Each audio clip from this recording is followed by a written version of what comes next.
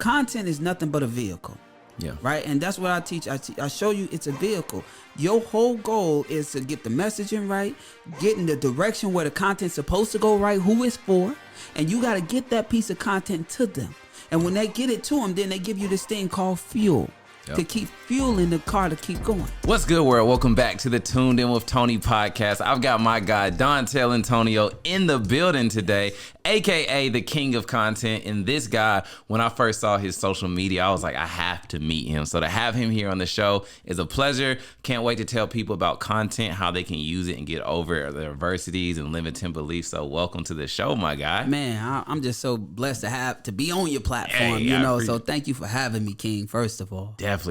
So, like, what exactly do you do for the people before we get into the backstory and all of that? Yeah. So I help them become their authentic self and show up as them on the camera so they can impact and serve on a higher level. That's really good because so many people are scared to make content. Even ourselves, even the best content creators, not saying that I am, but like I got a friend, Justin, he's got over 600,000, right? He's always double thinking, should I do this? Should I do that? So I could see how somebody who's like, oh, I don't want to deal with that. But usually they do, but they have the fear of how to make that content. Yeah, because they overthinking because they want it to be perfect. Right. So, and I say perfectionism do not exist. So you got to become a high achiever. And a high achiever is somebody that'll put it out, even if it's fully done or not fully done, and allow it to build and build instead of architecting it in their head to make it right in their head. Because if you do that, it'll never come out. So when you start working with people, the main thing you try to break down is that it's never going to be perfect. Never. Because what you probably think isn't right is actually right for someone else. It's you. So I really help them be you. If this your natural way you speak, talk, look, whatever, just be you. See what you're saying? I would even say for me, one thing that I had to overcome, and I think I still think about content a lot because it's natural, right? Is I had to stop looking at likes and views and start thinking about, as you say, the impact, right? When I was building my name as a funnel builder, especially here in Atlanta, I started noticing that the more that I posted, it was always that one person that was interested at the time that would say, yo, we need to work. Yes. And once I understood what was behind posting the content, it actually made it easier for me. 100%. I say likes and views kill self-esteem, right? Because if you don't get enough likes or you don't get enough views, you start to archive the stuff. And if you archive it, then the person who needs to see the message will never, ever get the message or see the content because you deleted it because you ain't get enough people to interact with it. I see what you're saying. And so we care more about saves and shares. So how many people shared it and how many people saved it? That means they actually interested in it. That's right. Because anybody can like it. Yeah. Anybody can view it. But that don't mean they're going to take action. That don't mean they didn't just accidentally hit it or stumbled across it. That makes sense. So like in today's world, when there's so much content, we live in a world where it's like you're trying to keep up with content now, right? Do you have a certain lane that you go to? Or like, and what I mean is when someone comes to you, is there certain types of clients that you're like, that's my client? They gotta fit my moral beliefs, right? Yeah. So I'm in that place in my life now. I could pick and choose who I want to work with, right? And I don't gotta work with people just to work with them. And so for me, we got entrepreneurs and we got creative entrepreneurs. Entrepreneurs are anybody with LLC. Creative entrepreneurs are entrepreneurs who have a purpose that's bigger than them. Right. And so I love to talk to people and work with the person that actually got a purpose that's bigger than them. Got you. Right. And when I hear them, I'm like, okay, cool. And if it's somebody that comes to me, oh, I just want to make a lot of money, I don't think I'm the one. Like, there's so many other people you go to, but we ain't going to mix. So would a course creator in today's time make sense for you? If they have a bigger purpose behind the scene and the course itself is nothing but a stepping stone to actually get to the purpose, now that's different. Got you. So if they're literally like, this information is set here to give them the information for the next step, not if it's the stop sign, pretty much. You don't want to work with that person. Yeah, and if they just, all you hear, they talking money, right? I'm like, not for me, right? And so it's like, I'm listening to the person and what their goals are. Right. Like really goals. Like, yo, I really want to change the world. I really want to do this because that's my goals. I like to change the world. So I feel as if I say leaders build leaders. I'm a leader and I want to build leaders because it takes a village to really make a change in the world. And so my theme is we going to impact the world. And I really believe that. So I'm actually, the people that I'm helping is actually become people that's gonna help me with my bigger mission. Man, and when you say the people that you're helping, I think it's really important that people, when they're listening, they see themselves. Could you give like an example of somebody who started at ground level, didn't think they could do it, and they used you for their service, and now they're on a different level? And the reason why, because I know there's somebody here, same spot. Yeah, it's a lot of people, right? For me, I don't name drop because I don't feel You like... don't have to name drop, just a scenario. Right, so... what happens is they'll come and they'll be so scared to get in front of the camera, but they'll know their information, and so they don't know their voice, right? Or they don't know who they talking to or how to talk to them. And so when they show up in front of the camera, they overthinking, like really, really overthinking. And so what I come through is I make it clear for them, extremely clear, and I give them the confidence that they need, because most of the time when you're creating content, you attempt to talk about too many things when you're supposed to only talk about one thing. Right. And so we do a method called PSA where we talk about the problem solution, but an actionable step. Mm-hmm. Right. And when we do that, it's get clearer. And so the person, they'll come not knowing how to be them, and they'll leave being them. So it's not just content. We say it's deeper than content. It's actually self-image, self-development, deeper. And now they can show up to go help more people because they're confident with them and how they look, how they sound. They embrace it. They don't run from it. That makes sense. And then what I'm thinking, there's so many smaller tiers that I'm going to pull from just that segment. And when you were talking about how people speak too much, right? I remember telling one of my friends when he first started making content, and you can elaborate on this, is you don't have to give them the whole pizza. Give them a slice, because you're actually ruining the impact of your message by trying to and explain everything at once. You're confusing them. They don't got the time to go through college, do one of your videos. Right. Like, you want to sound like the professor. Mm-hmm. No. Just get them the real and get straight to it. Yeah. Like, don't give them, you want to give them the pizza, give them the slice of the slice of the slice. Right? Because they can really digest it. Yeah. Digestible content is what they need. Right. And then now you can have more content, because instead of giving them all 8 slices, now you got 8 pieces of content versus just a whole pizza you gave away. And then the thing about it is that same pizza is that same problem. So if you got a cheese pizza, that's just one major problem. Right. Right. And you can talk about it. What do you feel like? I know public speaking is one of the biggest fears. Number one fear in the world. Number one fear. Is that directly related to content in today's time? That's related to showing up. Yeah, 100%. Yeah. Right? Because most of before the pandemic, you didn't really have to show up in your content. You didn't have to create content. People was outside running around. And then when it got super, super digital, everybody like, oh, we here in this digital space, and now they don't know how to show up and participate in. They feel like they late. Right.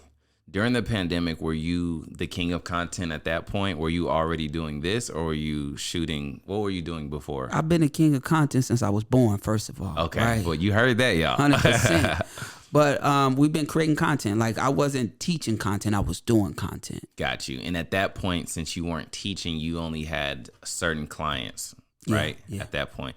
The reason why I was going to ask was because during the pandemic, of course, when everyone was in the house, content was at even an all-time rise. We were shooting them. We were shooting them? Yeah, okay. We were shooting. So that's what I was about to say. Like, we were shooting the course creators. We were shooting them. We were shooting all the ads. We were shooting the content. We were shooting it. Got you. I just wasn't teaching. I was behind the scenes, not in front of the scenes. Right. Actually, July of 2021, July 28th is the actual date.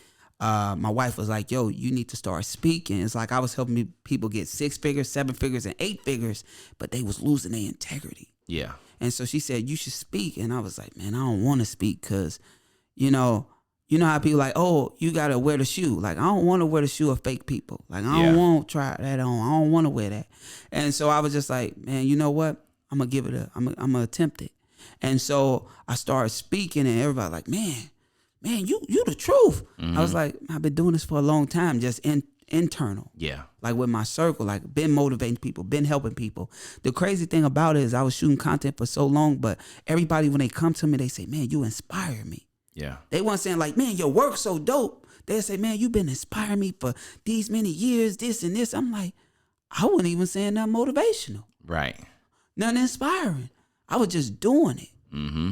So do you feel like during that time, like when this was right after the pandemic when you spoke? Yeah, 2021, July.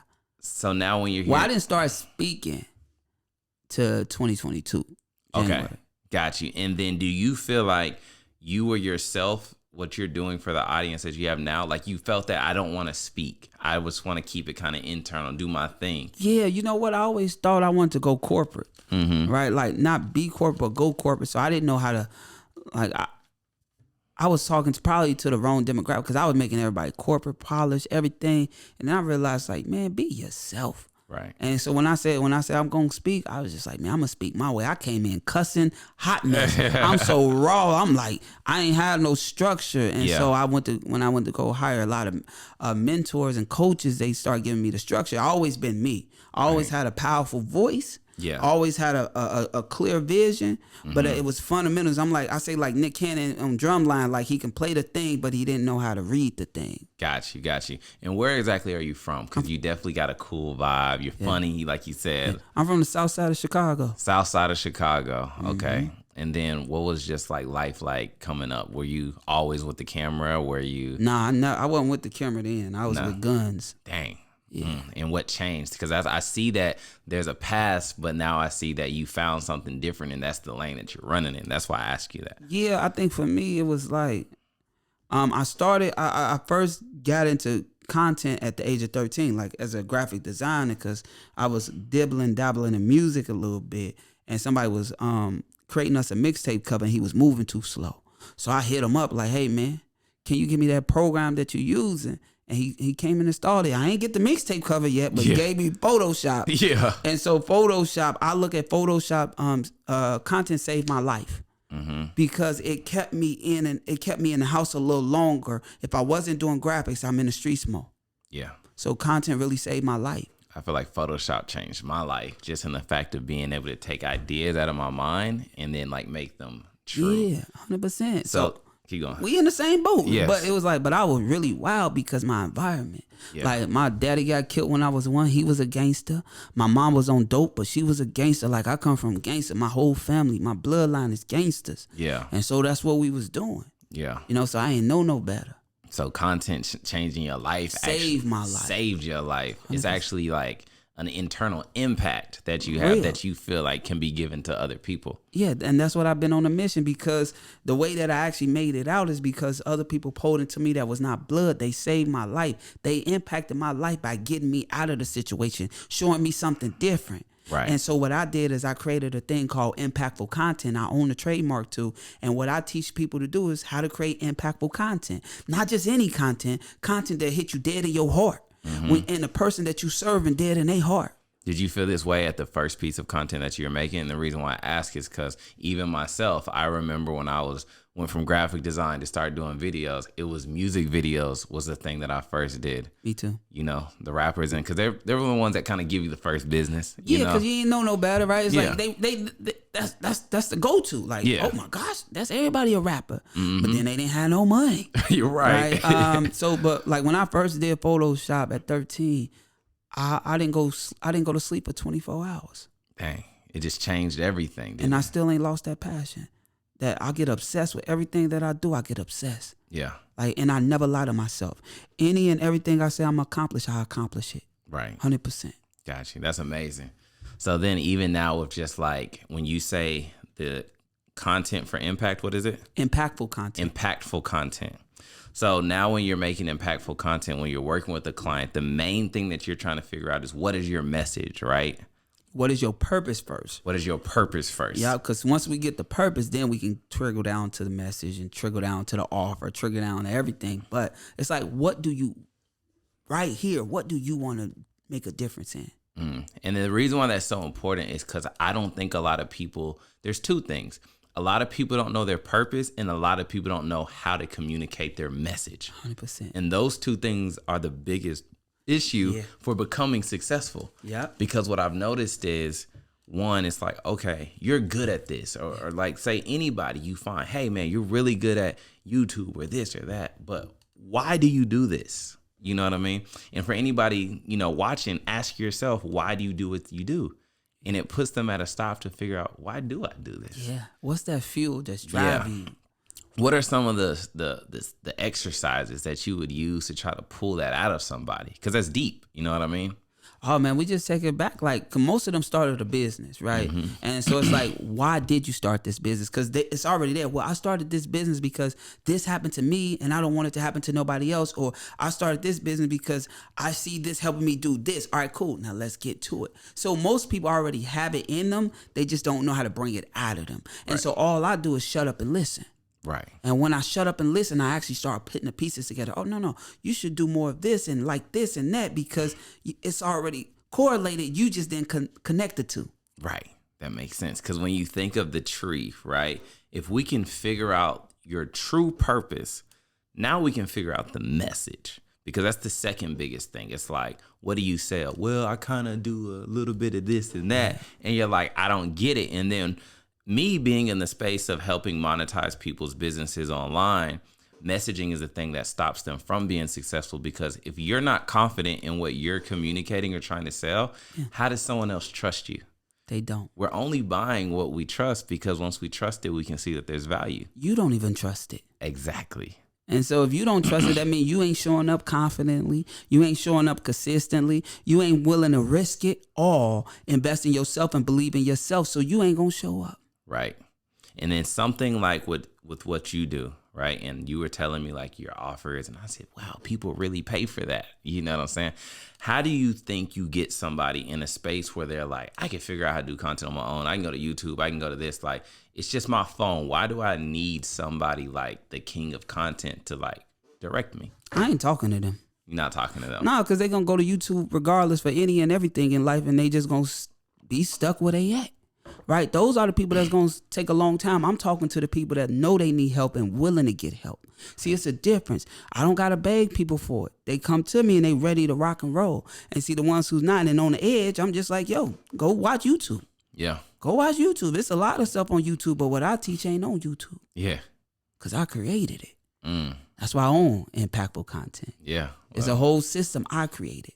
You can't go get it from nobody else. Right. I'm the only person in the world that do what I do. So if somebody who's watching this right now, this is not a sales pitch. If somebody's watching this right now, what are some of like the deliverables or tangible things that after working with someone like you that they would get? It depends on what level they come in. But let's just see if they came in a level where they really stuck at where they want to go. Well, we give them clarity, a clear path. We actually create all the ideas for the content. We write it down. We actually shoot it. We create the back end, set up, like we do the whole business for you. Got you. Okay. That relates to content, like not your whole biz, but your content syndication and the streams of your content. Yeah. Okay. That's amazing, because everybody needs that. So one thing that I'm thinking is I love just going down to like those pain points that people deal with. What's the thing that you see as the common denominator that people are always stumped, even after you get going? So let's say they've already admitted to themselves that they need help, right? And then they get going. Do you ever see that like, well, that ain't me. I can't do this. Or Yeah. They overthink it. Like they overthink it because they saying stuff not them, but it really is them. But they're comparing the fake them with what they see everybody else doing. And they want to do exactly what everybody else is doing instead of being a thought leader. Right. And move them out. So yeah, I see that. And some of those people that overthink, they actually gonna burn out and give up on themselves. Right. So they disappear. They actually the type of person that'll lose touch with you. Right. Because they lost touch with themselves. Makes sense. What would you say in the time that we live in now when it comes to social media, Instagram content? You're like, you keep saying I want them to be their authentic self. But it seems like the people who aren't their authentic self are the ones winning, the ones getting the most leads, the ones getting the most likes and engagement. How do you see those two? Well, those people come and go, right? And so scammers are scammers. Yeah. Right?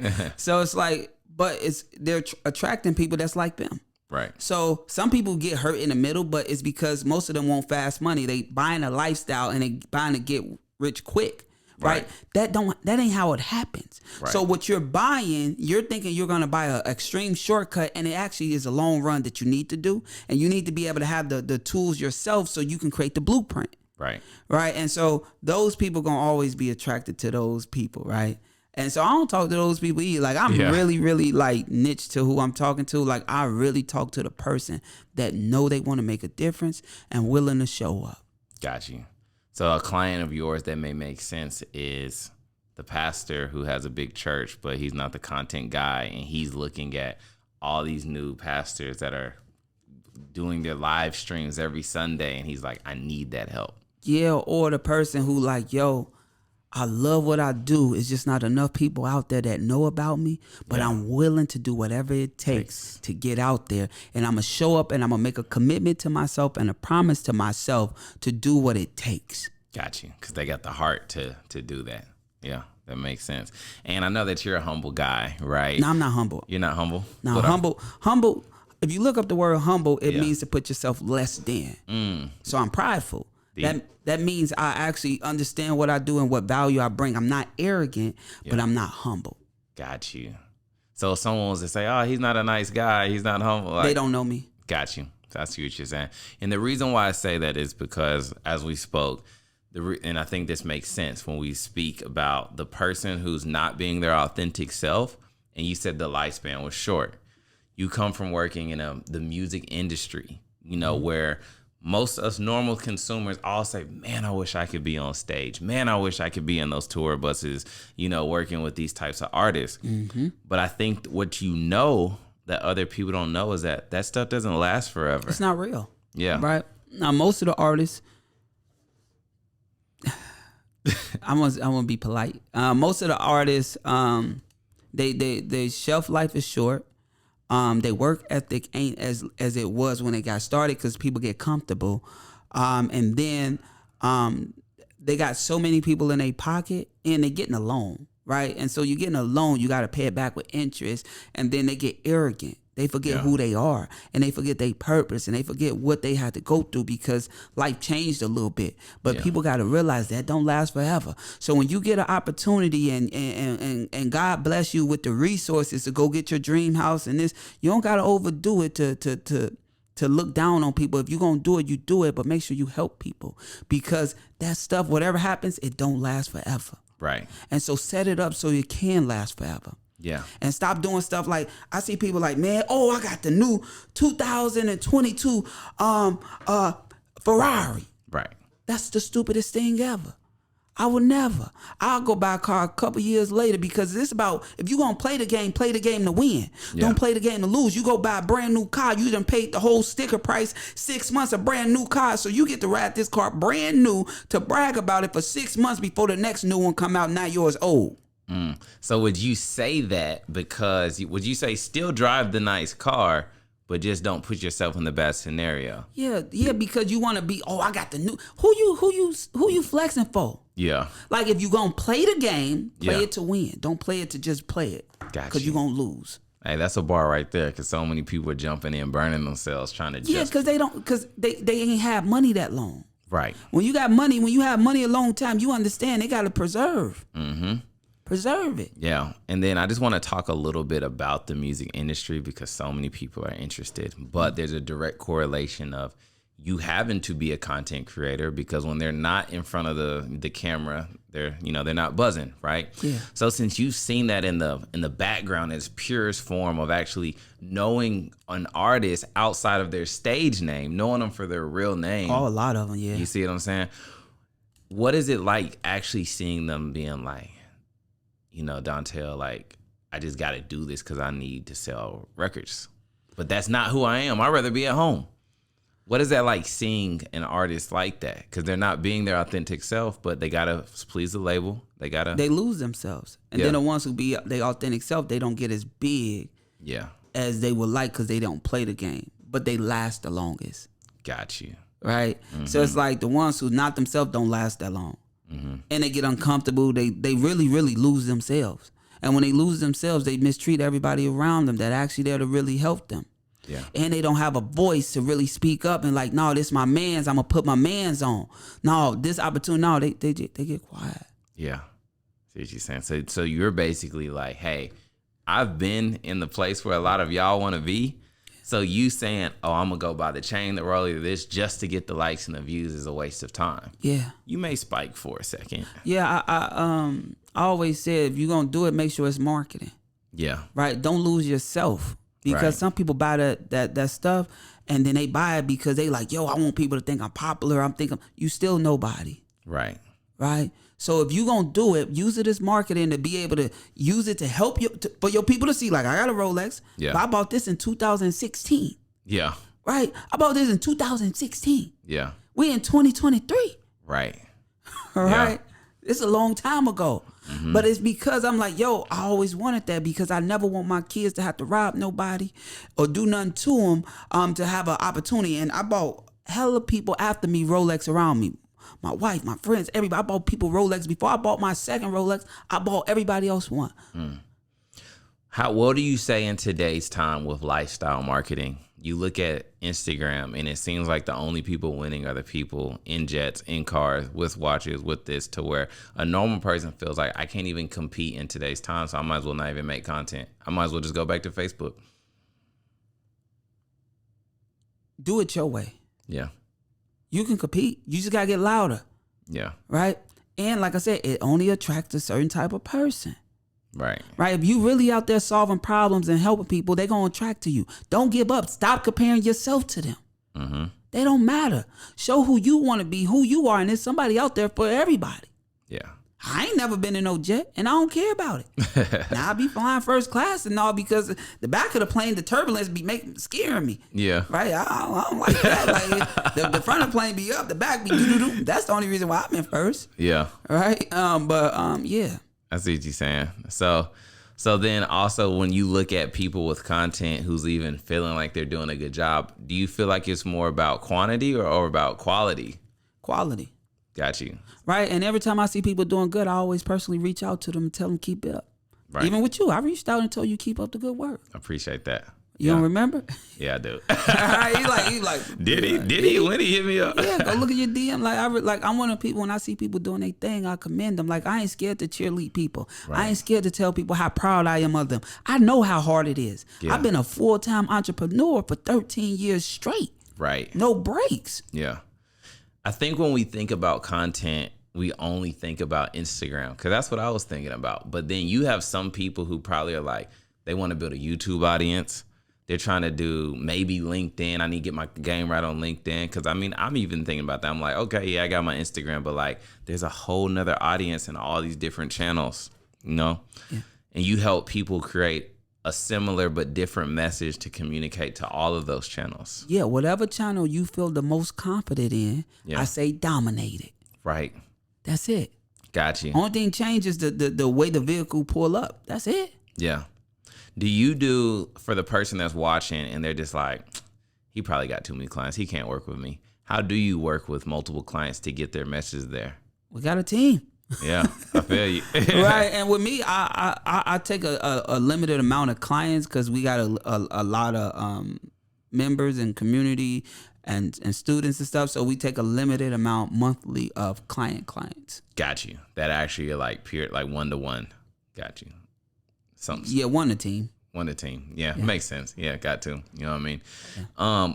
When did you start seeing that you were providing impact to like these people? Because you said you've only been teaching, you know, outside of having personal clients for the year. When did it be like, I got something real? Man, everybody said it. The results was real. Like you go look, I probably got thousands of testimonies. Even on my Instagram page, I got 1,000 testimonials in the highlights alone. Right. Right. But I do it different because I think most people want to teach to get away from something. Yeah. They run it like that's the only way they ever able to make money. But I actually do the thing that I'm teaching. That's so big that you say that because, you know, I get asked that a lot. I'm the guy that's, you know, behind building people's teaching systems. And it's like, well, if he does this, why does he teach? Man, you teach because it's actually fun. Yeah. It's like, it's super fun. And you got people at different levels. You got people that just need the thing. Then you got people that want to learn the thing so they can reuse the thing. Then you got people that want to be around people like them because there's no other people like, so it's so many aspects of the teaching. Mm-hmm. Right. And it's like, I only teach content. Like, so I'm not teaching something that's out of my world. Like you're not coming here and learning credit, real estate. Like I don't do that. I am a person that stick to you know me for my thing. Right. And I've been stuck with my thing. Right. And I don't want to teach nothing else. Isn't it funny how we used to always hate school and talk about teachers, and then in 2023 we're all teachers? Yeah. It's hilarious, right? But it's like, I rather learn from the people who really be doing it. Like, so when I go get a coach and a mentor, I go get it from somebody who really been doing it. Really been doing it. Yeah, and I really, really like dial in. And everybody love me because I'm my honest self. Right. Like, I show up like this every time. Yeah. They like, that boy right there crazy. I'm a little throwed off. Yeah. But I've been through a lot. We can see it. But I respect people to the utmost. Like, I'm not arrogant. I don't disrespect. I stop and talk to a stranger for hours. Yeah. Because you never know. Never treat the custodian the same way I treat the CEO. I'm just happy to be in a building. Right. That's it. Yeah. That's it. You got a lot of passion. When we talk about entrepreneurship a lot on this show, I want to see, what was it like for you building a team when you say that you have a team? That was the hardest. Yeah. Can you talk about that? I think that's really important for people. I think I kept burning out and I couldn't, like, the blessing is before having a team, I know how to do every element that I offer. Right. So if something go wrong, I know how to pick it up and do it. So I don't got to depend on nobody. Right. But I couldn't scale. And so right now, like we it's about scaling and it's about getting me like out of the way. Like I want to be like Jared or somebody. I just want to be the face. I don't want to be doing the do, right? Right. And so I had to think about, if I want to scale, what needs to be in place? Because if I die, something happened to me, everything goes away. And so I was thinking more of big picture. And it was so hard because I kept getting people that I wanted to be like me. Yeah. Like, oh, they ain't loyal enough. Oh, I don't trust them. And then I had to realize it ain't about trust. Right. It's about getting a person that actually can do the job. And we think about it in like Henry Ford when he invented the conveyor belt. Right? Everybody must be the strong in that element. And we only get the person that's strong in that element and we keep them in that element. Yeah. We don't mix it up. And so I was like, okay, well, I wanna go bigger with this thing. And so I was like, I don't want to do it because I don't got the time. I'm in front of the camera now. So I'm kissing babies and hugging people. Right. And so I started, yeah. And so and don't get it twisted. Like, don't feel like you can't fire nobody. Yeah. Like if they're bad for the business, fire them quick. Don't hold on to them because you emotionally, oh, they family. No, because they're not gonna care when your business go under. Sure won't. Right. And so the biggest thing is, I say, look at what you need right now. You don't got to go out and hire 1 million people. If you can hire one person that can actually help you out the most, who is that person? And you go hire that person. What we did in the beginning was like, man, I took a credit card and I paid 6 months of their salary so I can be able to have them. Yeah. And what they supposed to do is at least make their money back plus like 3 times more each month. And so that's how I started looking at it. Like, they pay for themselves plus a 2 to 3 return on their workload. Right. That makes sense. One thing that you said that's really good was Henry Ford and the conveyor belt. The reason why is because what I try to preach now is us as entrepreneurs, the thing that I believe that we do wrong is we focus so much on skill, right? And that usually is there around like phase like 1 in the beginning. But then the best thing that we could do as entrepreneurs is focus on the skill of delegation and process. Yep. Because all as entrepreneurs, especially in today's time in the digital world, what we start noticing is that, there's our capacity gets filled and then we can't scale out of it. So now what you really become is just a high demand freelancer of whatever you do. Mm-hmm. But when you say Henry Ford and the conveyor belt, let's keep each key player at their position, because what we normally do is like, well, I need you to do all of it. And they burn out. And next thing you know, when they leave, now your business goes down. Yeah, and your performance level. Their performance level and your performance level go down. Yep. I noticed when I was doing apparel, and that was such a great business because, yes, it was high revenue. It taught me a lot, but it was also high expense. And it always was like, how do I figure this out? Mm-hmm. And the thing that I was doing wrong was by thinking I was saving money, I would always try to find that guy that just needed a job. Mm-mm. And like, you're my manager, and it's like you got him doing everything. Yeah. So when he's slow or when when life happens, now you start noticing everything's wrong in your business. Might cost a little bit more in the beginning to have all these people, but you'll see the return then. Yeah, and take your time. Like, it's no rush. Like let each person pay for the next person. Like, don't rush it. Like you looking at somebody else that got a business. You like, oh, they got but you ain't looking that they've been 10 years in. You just getting started. Yeah. Or you ain't looking they've been doing it for 20 years. Or you don't know how much debt they had to leverage in order to get there when you ain't willing to risk nothing. Yep. Big talk, big talk. I had a client and I was thinking about what you said with impact and with content. He's new to making the reels with the captions and stuff. And the first thing he said, Tony, is like, these be making a lot of money. You see what I'm saying? And then I'm like, listening to what you're saying, it's like, you're not going to make money from that post because you're going into that post with the wrong mindset. 100%. No, just a post is not about to make money. No. You know what I'm saying? What's the message? These posts are just messaging tools. Yeah. You see what I'm saying? Social content is nothing but a vehicle.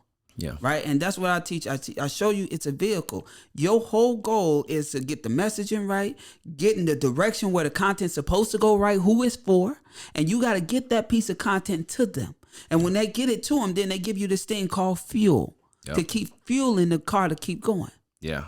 Right. But you got to know that. And you can't be scared to pivot or tweak things. Like sometimes people are like, oh, no, I just want to do this.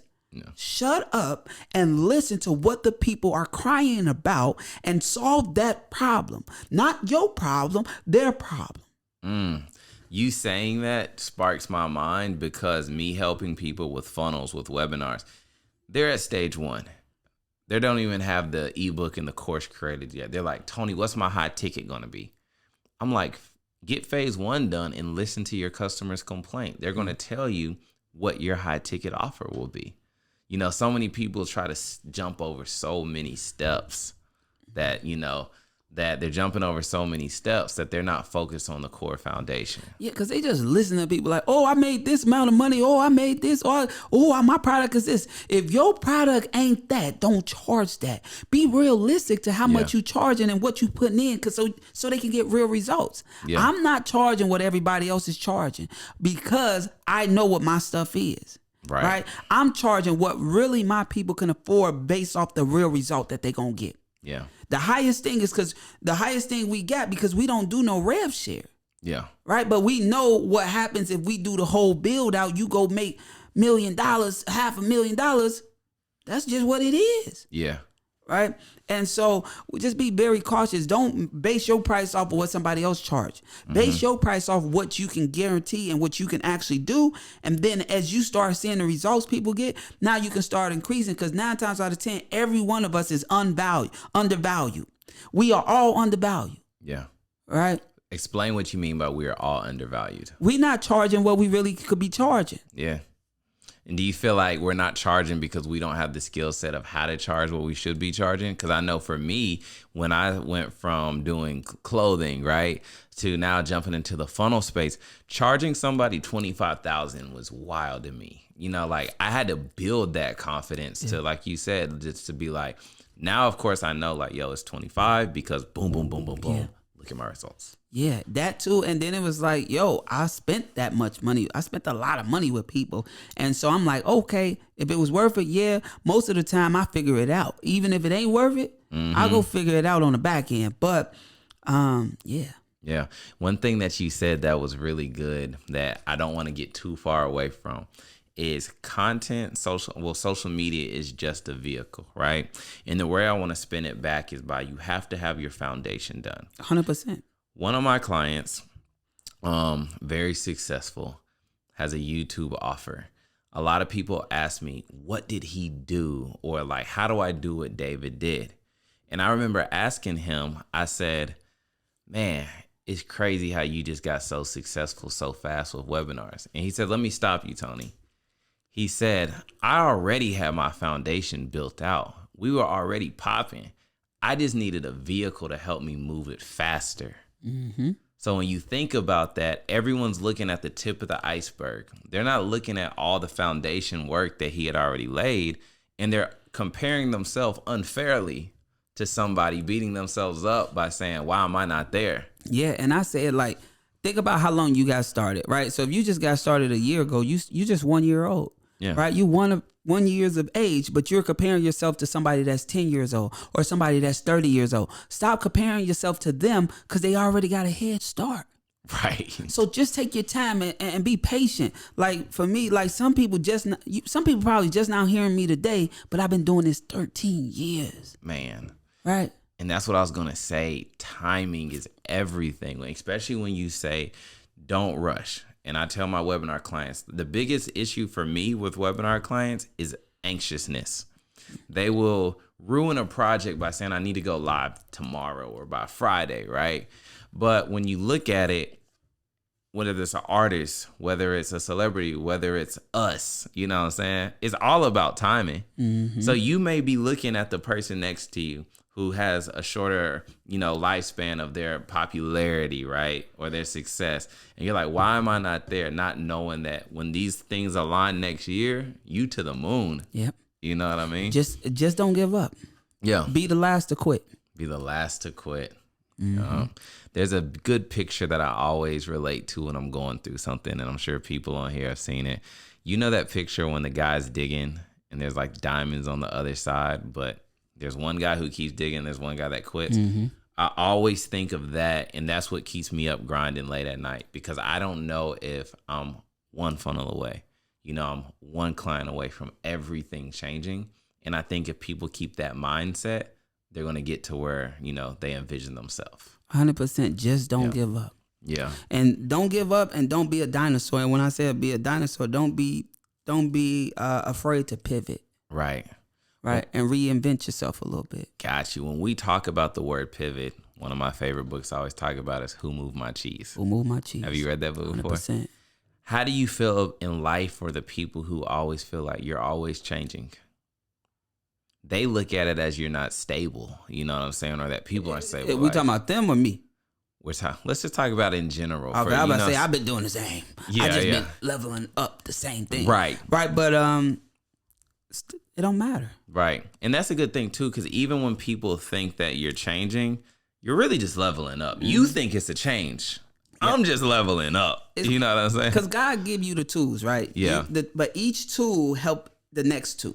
Right. And all you got to do is start using the tools and collecting the tools, using the tools, right? Just because you got here and got this new tools don't mean get rid of the old tools. Like the stuff that you learned from the printing game helped you over here. The e-com game helped you over here.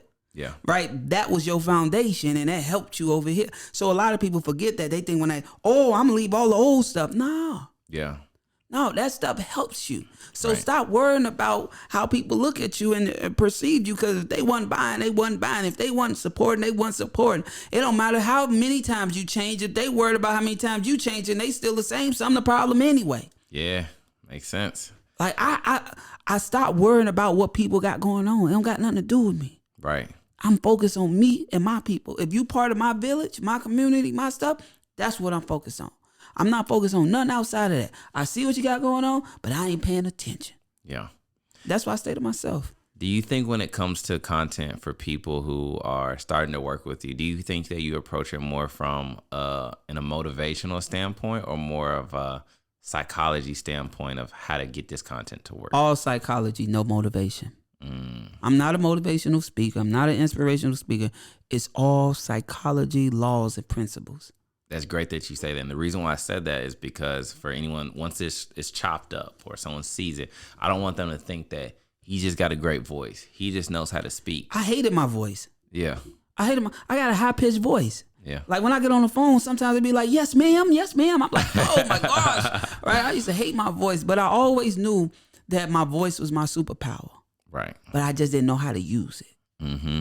Right. And then I also just, I kept to myself because, words are powerful. They always told us growing up, sticks and stones can break your bones, but words would never hurt. But that was a lie, because words can either tear you down or build you up. Right. And so I started understanding how to actually use my words, because where I'm coming from, I didn't have no filter. Nobody taught me how to show my emotions like through speaking. Like they showed me how to do it physically and stuff like that. You know what I'm saying? And we was taught wrong. Yeah. Like how to win friends and influence people. He said, in a debate, if you win or lose the debate, you automatically still lose.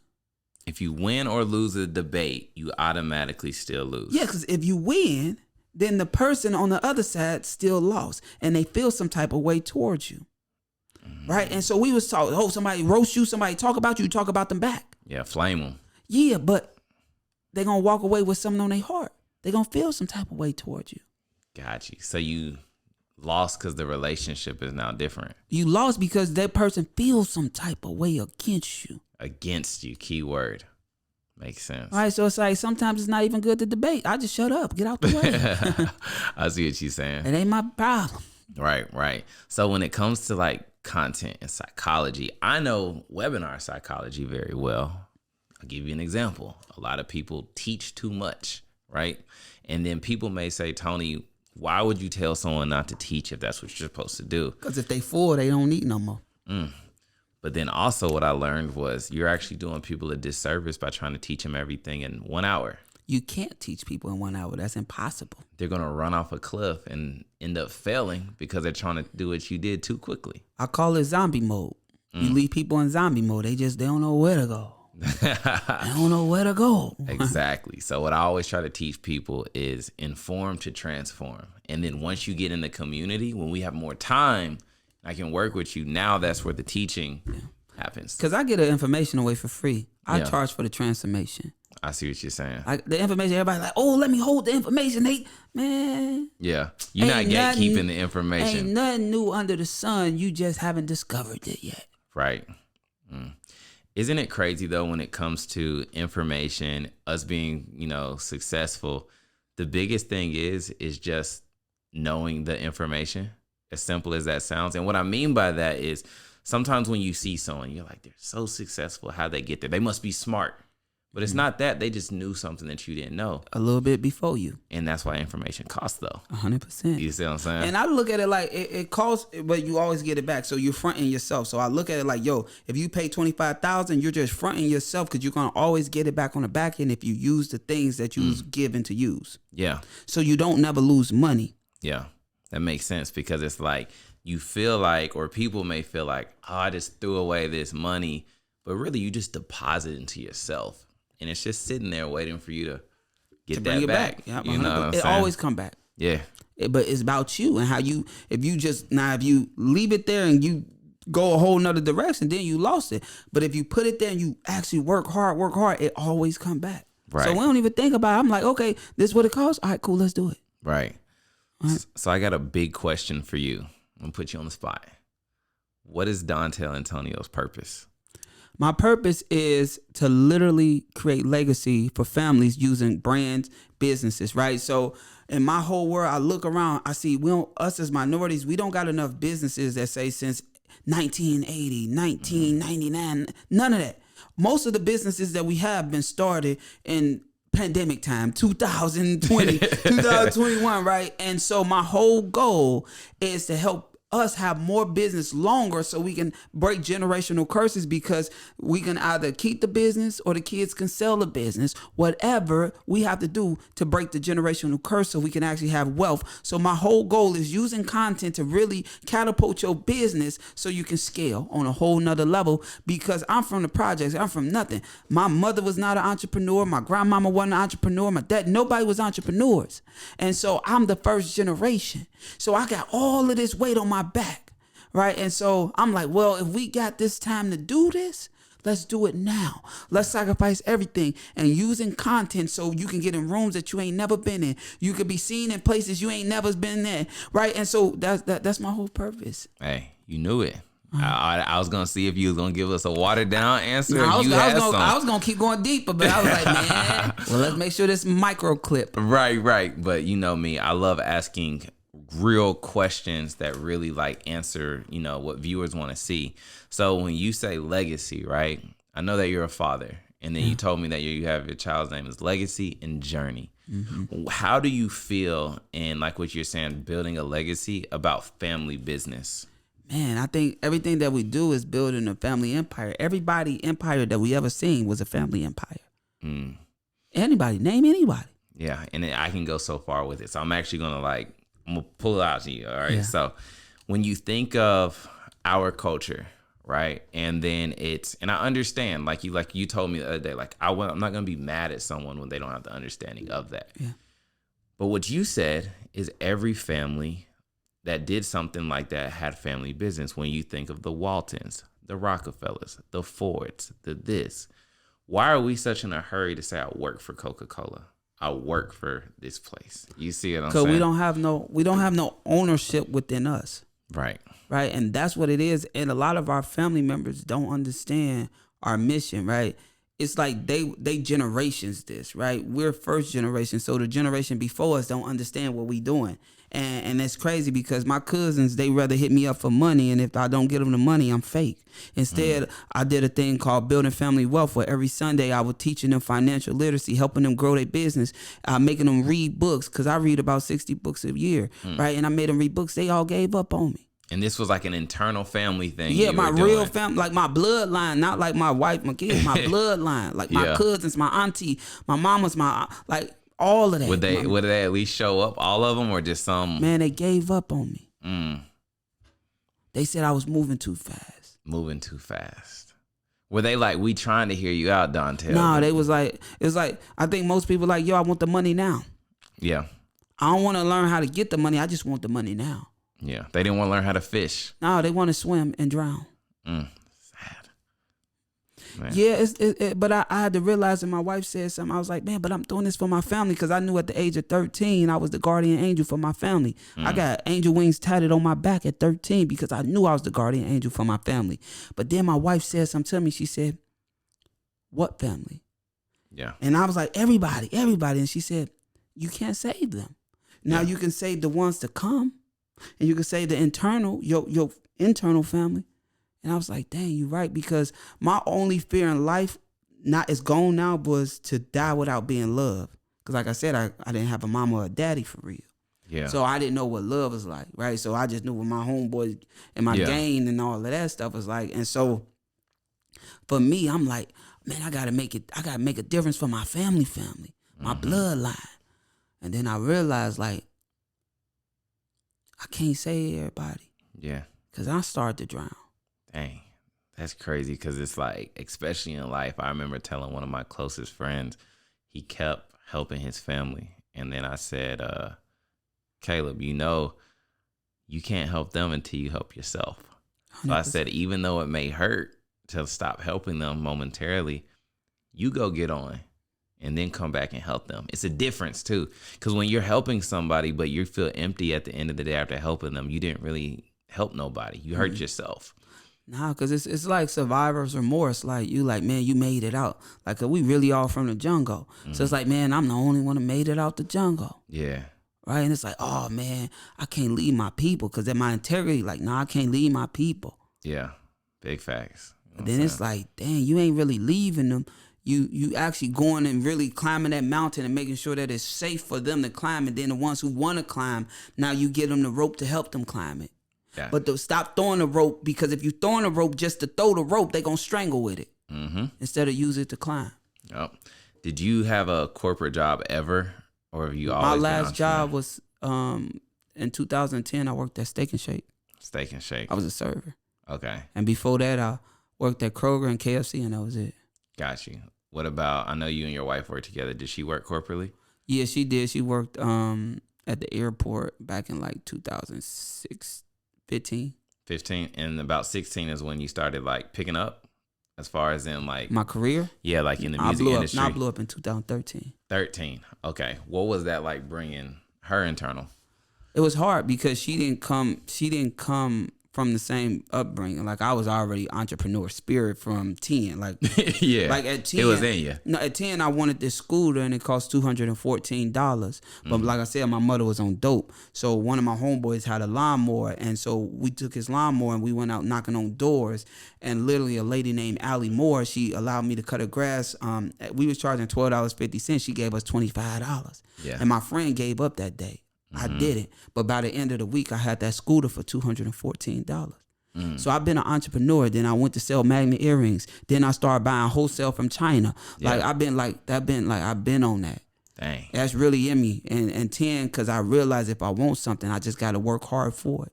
Got to. Yeah. Right. And so my wife, it took a little longer because she wasn't from a family of entrepreneurs. I wasn't from a family of entrepreneurs, but I had the spirit because I'm from a family of hustlers. Yeah. And I'm thinking, like, maybe I should have talked about this earlier, but before we get out, thinking like you said, like, you didn't have your father, your mother is on dope. if you didn't have Photoshop back then, like, because where my mind is going is like, how did you get through life not having that parental support? A mentor saved my life. Okay. So my mama kicked me out her house at 13, right? And so my brother, because I was wild, my brother like, oh, you got to go to church. I said, man, I ain't going to nobody church, man. I'm out here doing my thing for real. Mm-hmm. And when my mama kicked me out, I ended up going to the church.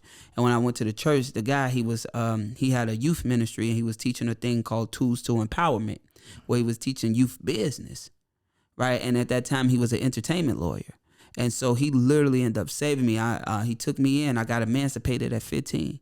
And so he took me in and literally started unprogramming me to reprogram me, started teaching me business and planting the seeds. But I didn't understand it as in the beginning stage. So it took me a little longer to really, really understand it. Got you. And so that's why I said somebody saved me. A lot of people that was not blood saved me. Man. And that's why I put the people first, because it was people that was random that really got me here today, not me.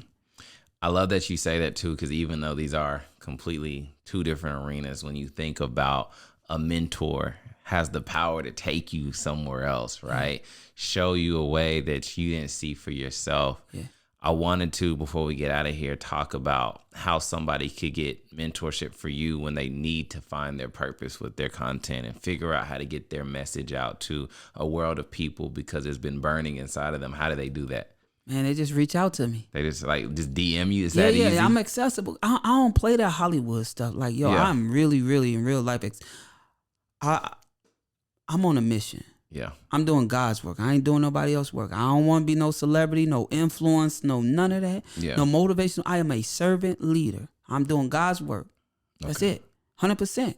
So they can reach right out to you. Yeah. That's good. Yeah, and like we got systems and processes, so they'll get to talking to us, like, you know what I'm saying? Right, but right. We accessible. What's probably like the starting thing though, with somebody who's just like, I'm ready. I watched you on the podcast. Like, where do I start? Man, just DM me and say, well, hey, yo, Tony, I was on Tony podcast. I seen you on Tony podcast and I want to work. Yeah. And then, or go to DontellAntonio.com and get on a strategy call with us. Like, and let's go. We go from there. And I just want to say, like, the reason why I'm so passionate is because I really see my future. Right. Like, I really know I'm going to be a billionaire in the next 10 years, and I understand it 100%, and I'm willing to sacrifice and work hard for it without a problem. Right. And I will never sell my integrity for no opportunity in the world. Yeah. And I'm going to always treat people with the utmost respect, because the little fish always become the big fish. Man, preach. So treat people with respect. And that's how I know I'm going to win regardless, because I'm not waiting for the stars to align. I'm aligning to myself. Right. And then 2 questions. So the first question is, how do they follow you? What's all your links? What's your information? Just go to Instagram, Dontell Antonio, Dontell Antonio. Website, everything is Dontell Antonio. And then the last question, which I always ask, is the guy who's on here, who's doubting himself, or a woman who's doubting themselves and don't think that they can do it. What's your last piece of advice that you would give to them? You have no other choice. You are the one to do it.